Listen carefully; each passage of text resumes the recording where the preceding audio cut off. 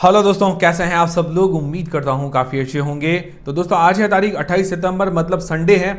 और आज इंडिया पाकिस्तान का मैच भी है, मतलब एशिया कप का जो फाइनल है उसका मैच है। जब भी इंडिया पाकिस्तान को हराता है मज़ा आ जाता है। 2 बार तो हरा चुका है अभी एशिया कप के अंदर ही। और क्या कि जो पाकिस्तान में अगर रिएक्शन वाली वीडियो देखते होंगे ना, मतलब जो वहाँ की जनता है वो ऐसी बड़ी बड़ी बातें करती है। जब मैच मतलब स्टार्ट होता है उससे पहले बहुत बड़ी बड़ी बातें करते हैं, फिर मैच हारने लग जाते हैं ना तो ऐसा मुंह ढीला करते हैं, तो वो देखने में बहुत मज़ा आता है। तो आज मैं तो पाकिस्तान इंडिया का मैच देखूंगा। आप में से कौन कौन से लोग हैं जो भाई इंडिया पाकिस्तान क्रिकेट मैच के शौकीन हैं और इंतज़ार भी कर रहे हैं, मुझे कमेंट करके ज़रूर बताइएगा। और कल 29 सितंबर मंडे को मार्केट ओपन होने वाला है। कल 2 आईपीओ जो है, जिन कुशल आईपीओ, ट्रू ऑल्ट आईपीओ, इन दोनों आईपीओ में अप्लाई करने के लिए आखिरी दिन है। फाइनल अपडेट जानेंगे, ठीक है। फटाफट से जान लेंगे, ज़्यादा टाइम वेस्ट नहीं करेंगे। दूसरे 2 आईपीओज हैं, Atlanta electrical IPO, Ganesh consumer IPO. कल दोनों आईपीओ की लिस्टिंग है, तो लिस्टिंग के स्ट्रेटजी जानेंगे फटाफट से। ये शुरू करने से पहले दोस्तों Telegram, WhatsApp channel, Instagram, Facebook, सबकी लिंक डिस्क्रिप्शन के अंदर है। हमारे वहाँ पे ज्वाइन कर लीजिए ताकि छोटी मोटी रील्स, हमारे अपडेट्स, हम जो पोस्ट वगैरह करते हैं वो आपको मिलता रहे। सबसे पहले दोस्तों जिन कुशल आईपीओ, काफ़ी इंटरेस्टिंग आईपीओ, मतलब शुरुआत से इसकी डिमांड ज़बरदस्त बन रही थी। इतने सारे आईपीओ आ गए, इस कारण क्या है कि इसकी डिमांड जो है आपको थोड़ी कम देखने को मिली। हालांकि मुझे लग रहा है कि इसकी डिमांड वगैरह तो है, बट जो आईपीओ इतने सारे आए हैं इस कारण जो डिमांड का डिस्ट्रीब्यूशन हो गया है, ग्रे मार्केट का जो है डिस्ट्रीब्यूशन हमें देखने को मिल रहा है। तो सबसे पहले लिस्टिंग गेंस के हिसाब से जानते हैं कि भाई क्या इस आईपीओ में अप्लाई करना चाहिए, नहीं करना चाहिए। देखिए मैं सारी चीज़ें आपकी क्लियर करूंगा, डिसीजन आपको अपनी रिस्क, अपना एनालिसिस लगा के ही बनाना है। मैं सब आपको अभी की जो कंडीशन है, अभी के जो फैक्टर्स हैं वही सिर्फ आपके साथ शेयर कर रहा हूँ। भाई अभी रिस्क है या नहीं है, मतलब रिस्क कम है ज़्यादा, वही से। सबसे पहले लिस्टिंग गेंस के हिसाब से हम जनरली हमारे 4 पैरामीटर्स देखते हैं, नॉलेज, जैज या जैज पैरामीटर्स। तो सबसे पहली चीज़ है जीएमपी। जीएमपी वैसे एक अंदाज़ा होता है, बट एक रेफरेंस के लिए, एजुकेशन के लिए जानना भी जरूरी है।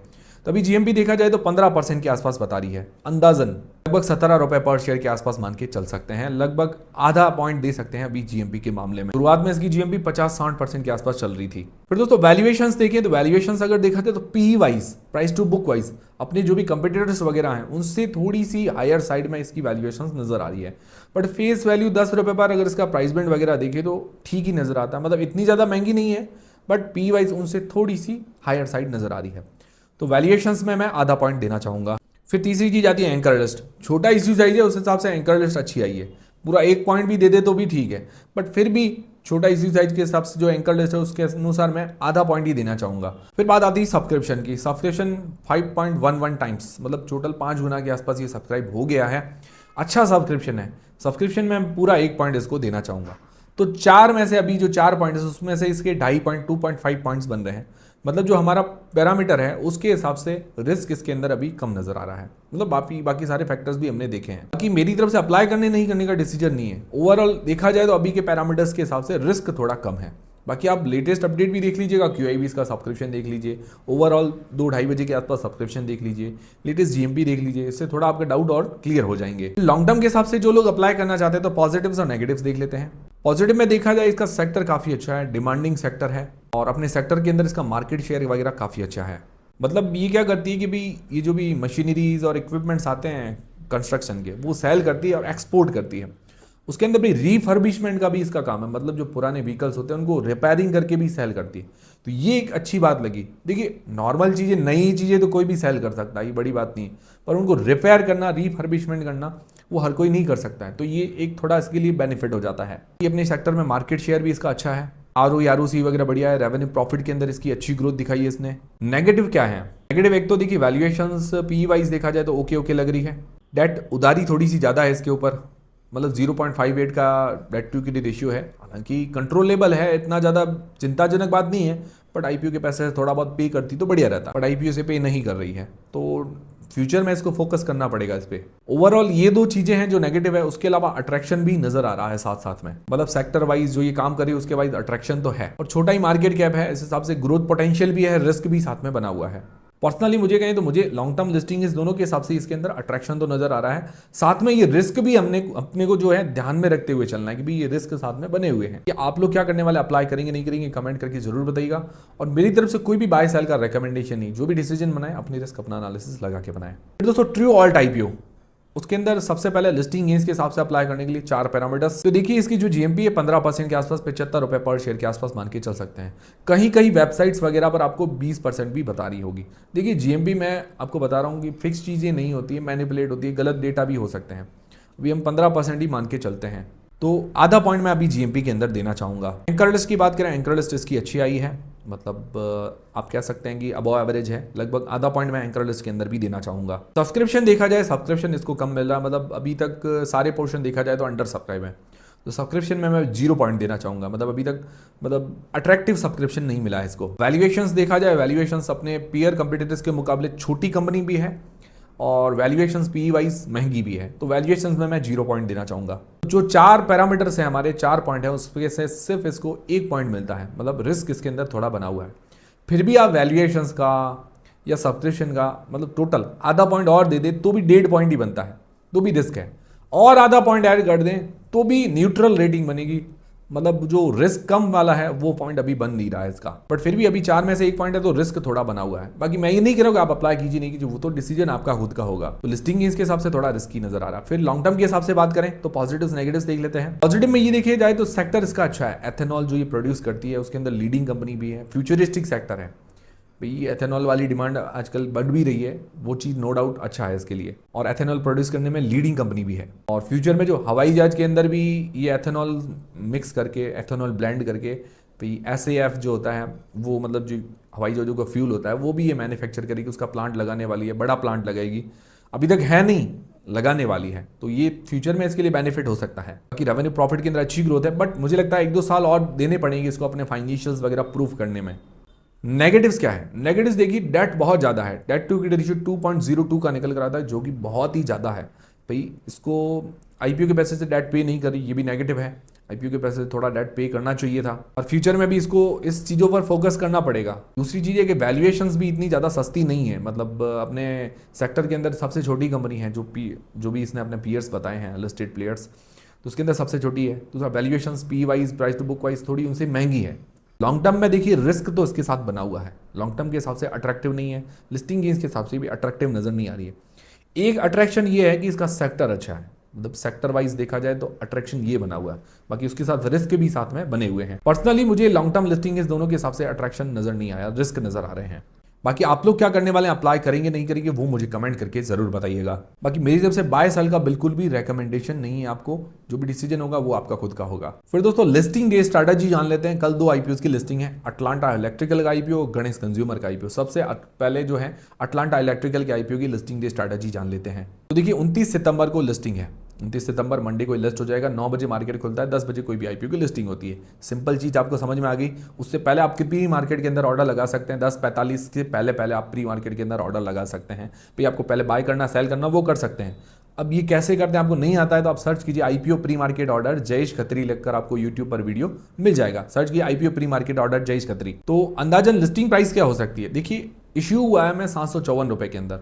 अभी जो ग्रे मार्केट के अंदर डिमांड है, ग्रे मार्केट की डिमांड फिक्स नहीं होती, नई लिस्टिंग गेंस का ये भरोसा होता है, बट जो डेटा आ रहे हैं उसके अनुसार 100 रुपए के आसपास GMP बता रही है। तो 854 रुपए के आसपास लिस्टिंग होने की संभावना एक नजर आ रही है, संभावना है, फिक्स चीज नहीं है ये चीज, आप इसको भरोसे नहीं रहना हमको, ठीक है।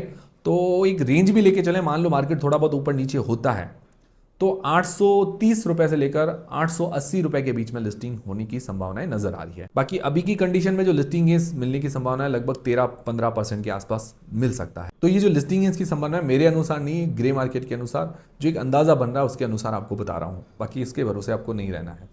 अब जिन लोगों ने लिस्टिंग गेंस के लिए अप्लाई किया है, आपका टारगेट शॉर्ट टर्म का है, तो लिस्टिंग गेंस लेकर एग्जिट होना एक बढ़िया ही स्ट्रैटेजी होती है। बाकी आपको लगता है कि भाई इसके अंदर अपॉर्चुनिटी, तो वो एक अलग चीज़ है, तो उसके लिए हम लॉन्ग टर्म के लिए पॉजिटिव्स नेगेटिव्स देख लेते हैं।